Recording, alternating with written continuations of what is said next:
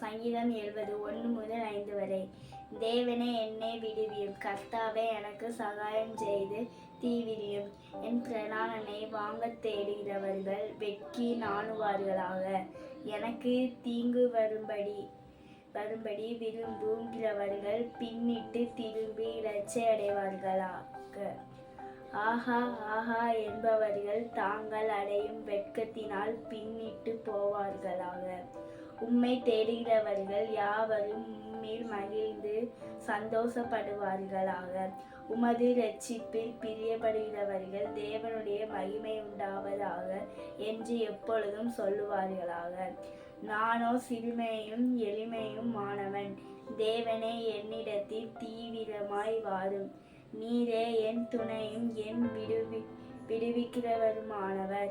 கர்த்தாவே தாமதியாயும். ஆமென்.